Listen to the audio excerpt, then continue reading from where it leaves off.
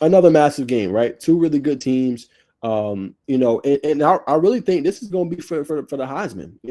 Not necessarily okay, whoever wins this game is going to win Heisman, but you can kind of establish yourself as one of the favorites, right? Now, Dante Moore's been in that conversation. We'll talk about Heisman here in just a little bit, but it's a defining game for both because if you keep balling and you keep moving, forward, and if you're Oregon and Moore has another stellar game, he's going to continue to elevate himself into that conversation. Now, the cool part is he's not a guy that's fixated on one receiver, right? This guy spreads the ball around with some of the best of them, right? And that's what makes him so potent, right? Now, the Corey Moore leads him in receiving, 269 yards receiving.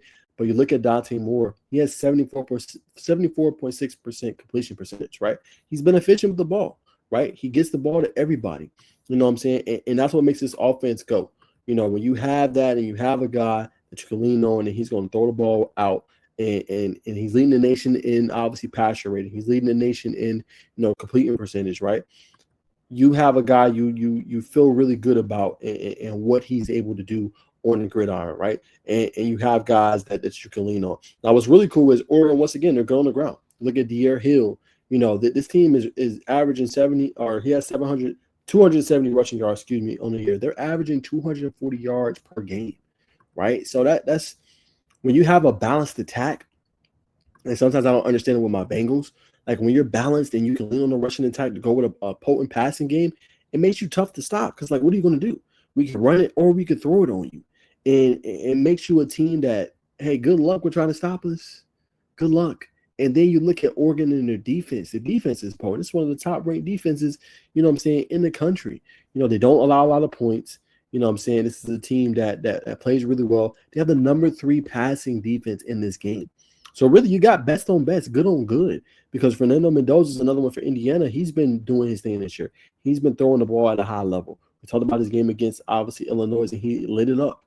He's also in that Heisman conversation as well, right? And he's been hitting his guys like Elijah Surratt and several others, right? But if you Indiana, you've been asking to play in these kind of games. You've been asking to continue to show the world, hey, last year wasn't a fluke. We are for real. You're the real deal. And they opened up a lot of eyes with their butt whooping of, obviously, Illinois. So how do you really answer with the big dogs?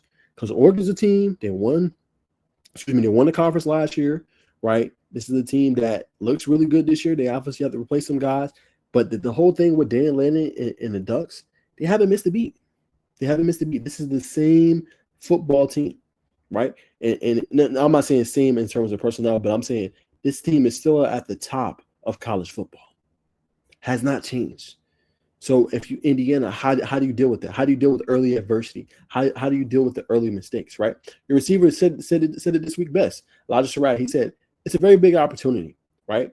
I mean, it's a top 10 matchup, but we're treating it as if we treat any other game. It's still a regular season game, so we're treating it like we would treat Iowa, Illinois, and every other game. So we'll go out there and just continue to do our thing, for sure. But he understands as well the magnitude of this game. It can go a long way, right? Then you'll show, okay, hey, wait, Indiana's for real. Hey, wait, Indiana deserves to be more in that national conversation, right? Yes, they're ranked, but they're not talked about nearly enough in the national conversation. You go on the road and you beat Oregon, you'll be in that conversation way more, man. So massive game for both teams. If you Indiana, how do you play in the big game? Will you fall? Will you kind of get tightened up, or will you go on the road and show you can hang with the big dogs? Big game for both teams. Big game. Nonetheless, I'm going with Oregon. I got the Ducks, man. I got the Ducks winning in this one, 38-24. Big victory, obviously, for Oregon at home. I think Corey Moore goes off. He has his staple game in this one. I think he goes off, for 150-plus yards and a couple touchdowns in this one, and has that stellar performance for the Ducks. And, yeah, I got the Ducks winning this one, and I think Dante Moore continues to elevate, and he continues to obviously strengthen his Heisman case. So I'm going with the Ducks in this one, man. So Oregon on top.